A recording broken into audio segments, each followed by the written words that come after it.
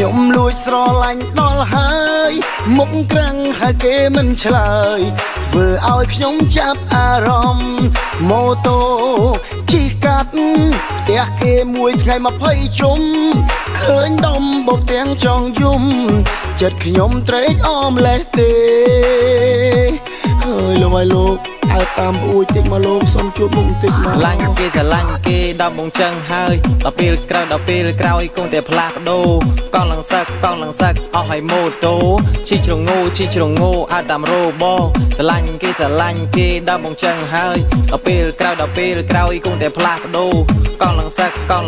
អស់ឲ្យម៉ូតូជីជ្រងោអត់តាមរោបងសើបសួរឈ្មោះនាងគេប្រាប់ថានាងឈ្មោះខ្ចង់មុខមាត់ស្អាតបាតតែម្ដងតែឈ្មោះខ្ចង់ចង់ស្លាប់គេថាពីមុនគេថានាងឈ្មោះកនត្រប់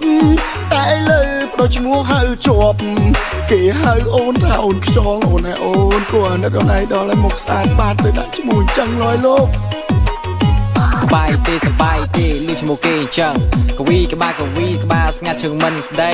អត់ចង់ហើយអ្នកអាប្រឹមប្រៃពេលឃើញស្រីញ៉ៃមិនតាន់វាបើខ្ញុំរោគសង្សារត្រូវលក្ខការស្ងាត់បើវាដឹងវាស្កាត់ញ៉ៃចន្តែគ្នាឥឡូវសំមុខហើយសំនឹងរឹកវាមិនដែលចេះចែកគ្នាញ៉ៃយកតែឯង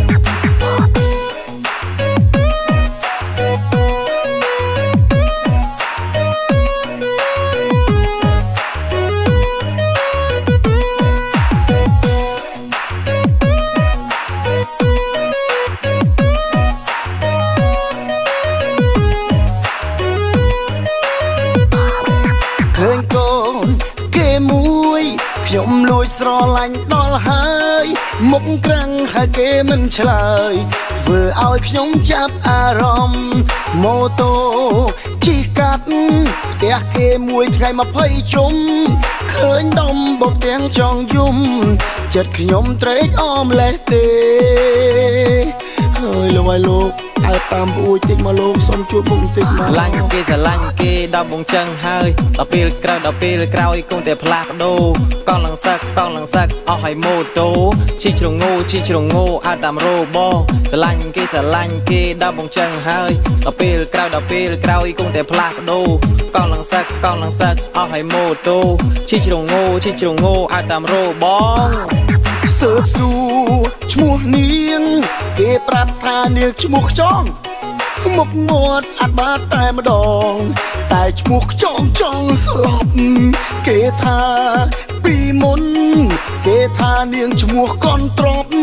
តែលើបដូរឈ្មោះហៅជាប់គេហៅអូនថាអូនខ្ចង់អូនហើយអូនគួរអាណិតអូនឯងដល់ឲ្យមុខស្អាតបាតទៅដាក់ឈ្មោះអញ្ចឹងលយលោកសបាយទេលឺឈ្មោះគេអញ្ចឹងកវីក្បាលស្ងាត់ជើងមិនស្ដីអត់ចង់ហើយអ្នកអាប្រឹមប្រៃ